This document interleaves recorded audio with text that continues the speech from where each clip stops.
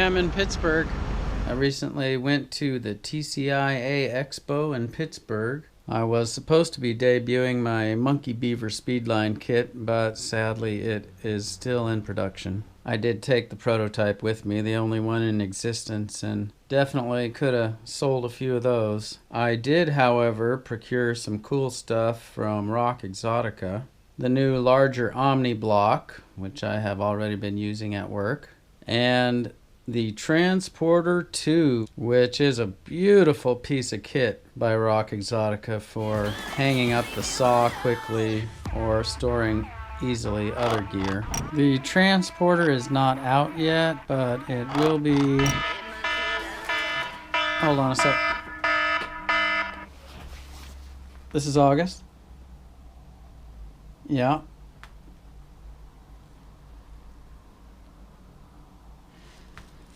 Just one sec, please. So it looks like I have to do this edit later. Got storm damage, got a lot of snow last night. I'll be back at this later today, maybe.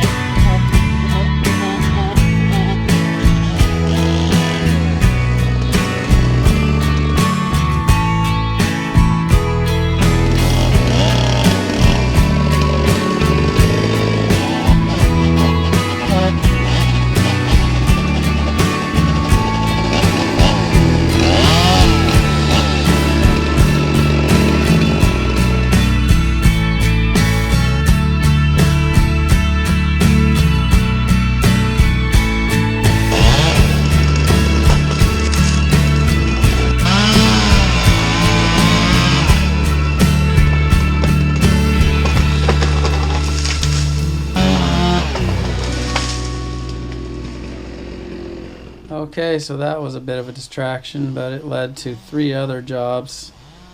A lot of mayhem in my area when wet snow gets on the trees. The guy was really hoping his 72 Ford Mach 1 rear window wasn't busted, but it was, and yes, it was busted before we got there.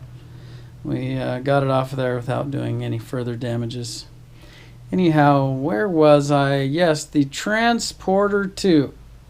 It will be on the Monkey Beaver belt, and it's one of the highlights of the belt, along with some other things that nobody's seen before, maybe a couple people, not out yet.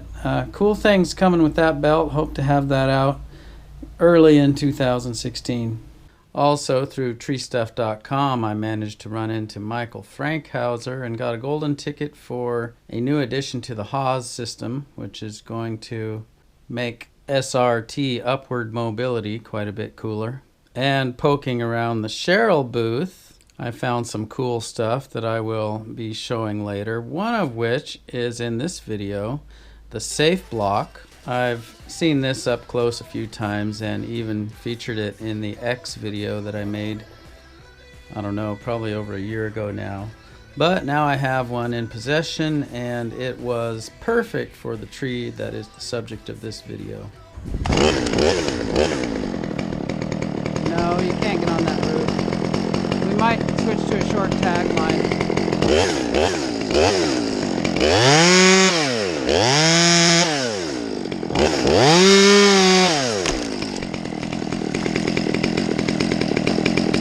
Easy now, don't pull it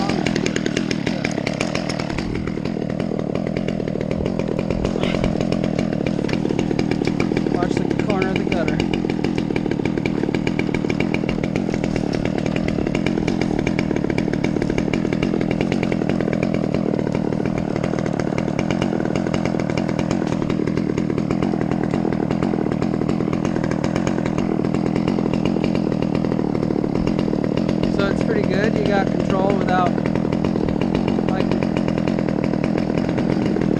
let's see what it's like after on this little piece.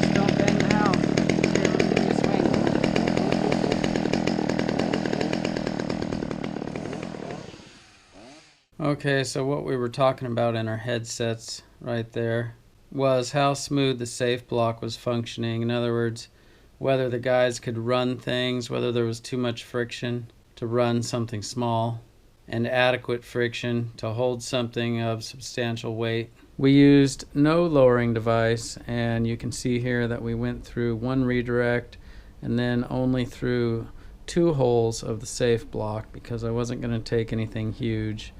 The trunk has decay in many places. You can really see it in these pictures that were taken later. That thin rind around the edge was the only thing of any real integrity, and that was the foundation for the whole operation. So the Safebloc is a pretty welcome piece of kit when you're climbing and rigging from a weakened spar. I don't claim to have all rigging knowledge, and I haven't explored all the options with the Safebloc, but you don't have to be an engineer to grasp the advantage of the Safebloc in a case like this. This is the part where I continue to bore all the veterans, but if you're a beginner, you should know this basic rigging principle. Okay, let's say you want to cut this limb off, and this limb weighs 300 pounds. If you use a block which has very little resistance, just smooth as butter up there, very good for lifting. But because it's so smooth, it's going to take nearly 300 pounds, depending on the path of the rope and redirects and whatnot, to hold it up there. Which means the weight of the piece plus the weight to hold it up there doubles the weight on the spar. Now don't make fun of my illustration, it's a generalization, it's not totally precise. The point is, with the Safebloc, having the ability to take wraps up there, yet still pretty smooth for getting the rope back to you. Takes pressure off the spar because those wraps you took up there make it a lot easier to hold on to the rope and keep the weight up there. And of course that little illustration does not take into account dynamic loading incurred when you can't pre-tension the line sufficiently and you're bombing something big with a slack line head start.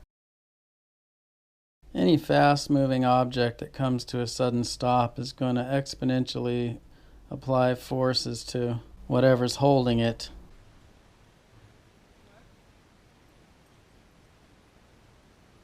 We definitely were not going to be loading this spar with a bunch of extra weight, but we did have to swing this material here from over the roof into the drop zone. And when you're tied into the same spar you're rigging from, it's all real easy till you're there, and then you start thinking about ways to stack the deck in your favor. Spars are kind of like people. They vary in strength. The strong ones can take a lot of force. But be careful about expecting too much from a rotten one. Whenever possible, though, it'd be nice if they at least carry their own weight. So, to facilitate the spar being strong as possible, we first do the easy stuff here over the lawn and take off any unnecessary weight on the spar itself.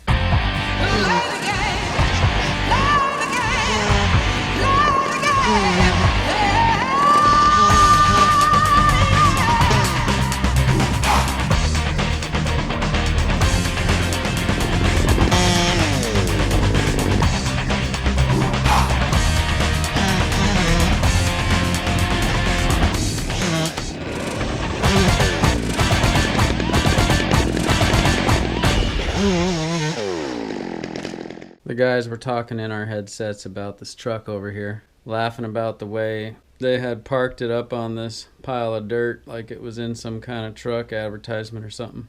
They said they didn't see a for sale sign on it. There's GMC, those are nice. Is that for sale? This is my truck. I like this truck and Busch beer. It's amazing how these headsets give us the ability to talk about everything from important to random and kind of make the whole project more calm and safe and fun. So anyway, getting the spar down to its bare essentials helps prepare it for the weight that you're going to give it. No sense having any weight in the top or elsewhere that doesn't contribute to the integrity of the spar. Also, another basic rigging principle here for the beginners is using redirects to improve the path of the rope for strength of the spar. In other words, the path of the rope back to the rope man can distribute the force of the lowered piece in different ways depending on where you put it. So let's say you have no redirect and you just go through a block or something and your rope man stands over here. This is going to put an inordinate amount of pressure straight down in a way that is weakest for the spar to hold. Whereas if you had a redirect and put the rope man over here, the forces would be distributed largely down into the stiffness of the upright in a far less taxing way to the spar. So again, these little animations are definitely not precise. There's a lot of variables, and not every place you want to put a redirect is a safe place based on the integrity of the wood. So for this tree and for this weight over here, I feel like I got the spar as strong as I could under the circumstances.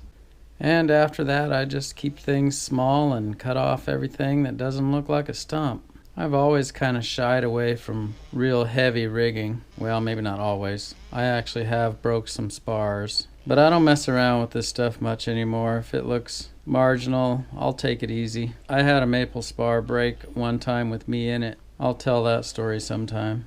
I put a picture of this careful rigging on Instagram, and this guy here said I was an amateur. I almost argued with him, but I have this idea that humans are so short-lived that none of us really know anything anyway. I couldn't resist a little sarcasm, though. He doesn't know me. So a couple more details of the job, I guess, before I close out here is that it was a no cleanup job. The client was this logger dude from way back. He could cut all day long in the gravel without dulling his chain, so that's impressive. There were some painters painting the outside of the house next door. I was kind of glad the wind wasn't blowing towards them. Some other interesting details: there was cement in the base of the stump, there were lag bolts, there was ceramic pots, there were nails, there were screws. Just a gauntlet of stuff to try to get through to get that thing cut down. And it started raining pretty good at the end of the day, and we drove home wet, and the heater went out in my truck, and it was pouring rain. Anyway, long story short, I'll stop blabbing, but the Safebloc was a nice piece of kit for doing this without a bucket truck. I just bought a nice bucket truck, but they were painting it this day. So I guess that's about it. If you like this sort of video, if it's any good to you, then let me know in the comment section there. And maybe I'll do some more slow-paced video like this. Any video suggestions, let me know also. I know I don't always respond. I sometimes mean to, but forget to. I think I read pretty much everything people write to me, and I definitely get a lot of encouragement from the brotherhood out there.